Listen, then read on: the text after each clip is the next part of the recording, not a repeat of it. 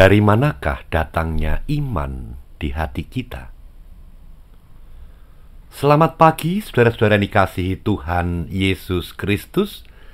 Kiranya kasih karunia dan damai sejahtera dari Allah Bapa dan kasih Tuhan Yesus Kristus beserta saudara sekeluarga.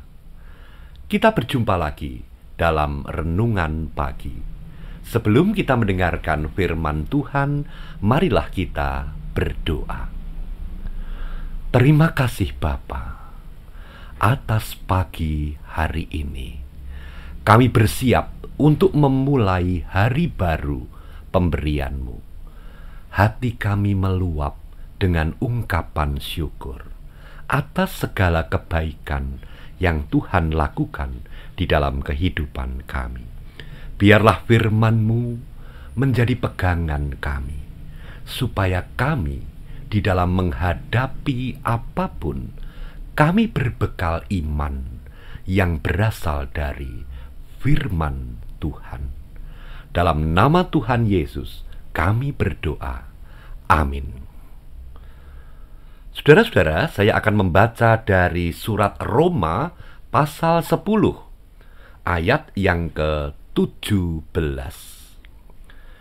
Di sana dikatakan demikian. Jadi, iman timbul dari pendengaran, dan pendengaran oleh firman Kristus. Saudara dikasihi Tuhan Yesus Kristus, jikalau kita membaca kalimat yang pertama, maka secara bebas dapat kita katakan bahwa apa yang sering kali kita dengar, apa yang setiap saat kita dengar, apa yang setiap hari kita dengar, maka yang kita dengar itu akan kita percayai, akan kita imani. Itulah sebabnya ayat ini diawali dengan kalimat, iman itu timbul dari pendengaran. Nah, jika demikian, saudara-saudara, maka marilah kita memastikan bahwa apa yang kita dengar itu berasal dari firman Kristus. Supaya firman Kristus itulah yang menjadi iman. Supaya firman Kristus itulah yang menjadi kepercayaan kita. Supaya firman Kristus itulah yang kita yakini kebenarannya. Saudara-saudara, mari kita merenungi kehidupan ini. Seringkali saya merasa ngeri. Mengapa ngeri?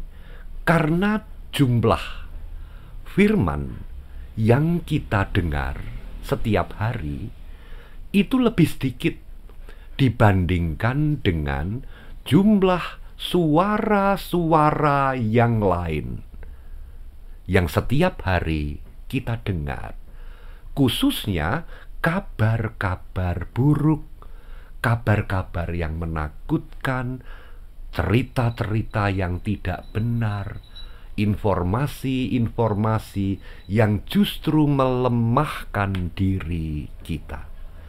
Semuanya itu lebih banyak kita dengar daripada jumlah firman yang kita dengar setiap hari. Lalu hati saya mulai bertanya, jikalau lebih banyak hal-hal yang seperti itu yang kita dengar, lalu iman seperti apa? Kepercayaan seperti apa yang lalu mengisi hati kita? Lalu ketika kita ada dalam persoalan, apakah bisa kepercayaan yang salah kita pakai untuk menyelesaikan persoalan kita? Jika demikian, saudara dikasihi Tuhan, jika ayat ini mengatakan iman timbul dari pendengaran, dan pendengaran oleh firman Kristus, maka sesungguhnya firman itu makanan bagi kehidupan kita. Sekali lagi saudara-saudara, firman itu makanan bagi kehidupan kita. Karena Di saat kita sedikit makan, maka kita akan lemah. Tetapi sebaliknya, ketika kita makan dengan cukup, maka itu akan menjadi kekuatan. Sampai di sini, saudara-saudara, kira-kira apa yang harus kita lakukan supaya lebih banyak firman Kristus yang kita dengar? Supaya yang kita dengar dari firman Kristus itu lalu memunculkan iman yang kuat, memunculkan kepercayaan yang kuat, yang dapat kita pakai untuk menghadapi setiap masalah, untuk memunculkan mujizat di saat kita percaya.